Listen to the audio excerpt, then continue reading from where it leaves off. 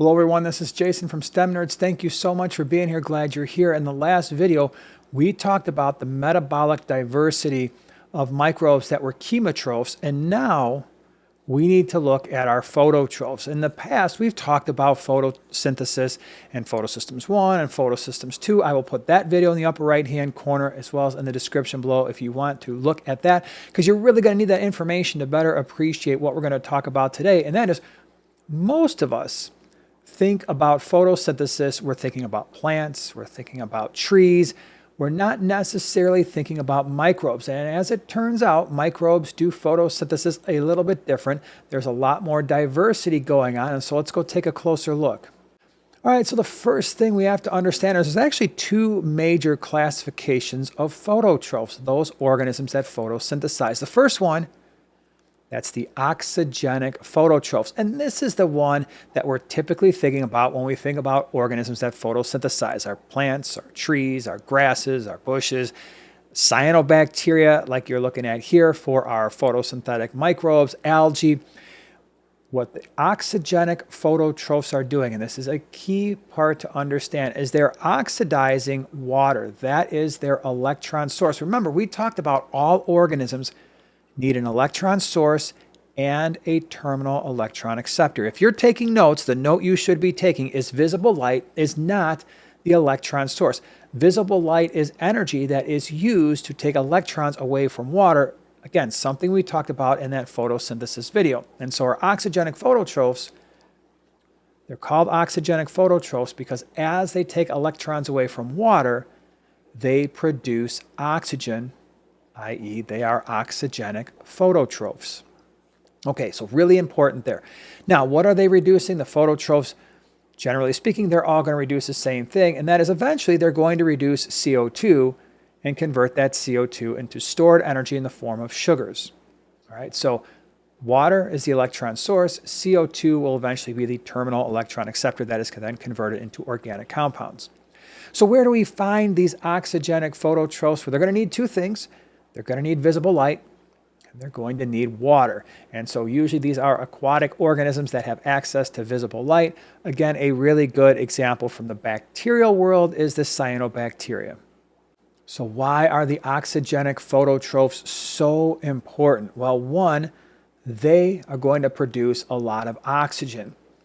Two, they fix a lot of CO2, so they take that CO2 out of the atmosphere and they incorporate that into organics. That's what we were just talking about. So part of the carbon cycle.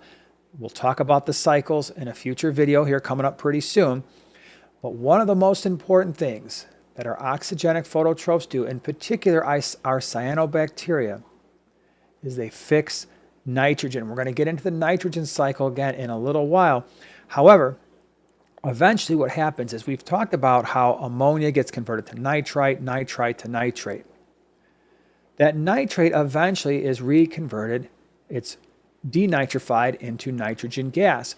Well, there aren't very many organisms that can actually use nitrogen gas as a form of nitrogen, but our cyanobacteria have a special enzyme, and that special enzyme allows them to convert nitrogen gas eventually into organic nitrogen that can then be used in amino groups as part of amino acids. And without them, the rest of our ecosystems would pretty much fall apart. So these cyanobacteria are really, really important. And they are primary producers. Being phototrophic, being autotrophs that fix CO2, they form the foundation of the food chain. So cyanobacteria have a special little compartment. It's called a heterocyst.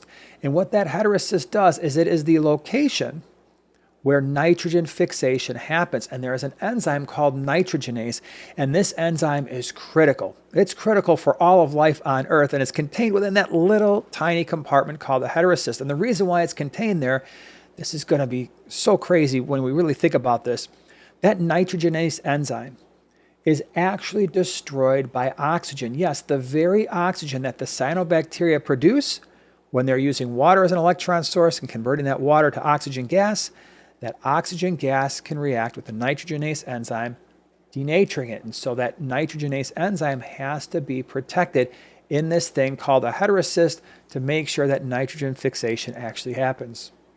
The other main category of phototrophs are called the anoxygenic phototrophs. And they're called anoxygenic because, well, they don't produce oxygen. Instead, their electron source is often sulfur in the form of hydrogen sulfide. And so instead of using H2O and converting that to oxygen, the anoxygenic phototrophs are using H2S, and that sulfur in the hydrogen sulfide is converted to sulfur. And so they're not producing oxygen, thus anoxygenic, but what they are reducing, their terminal electron acceptor, is still going to be CO2 that is eventually converted into organics.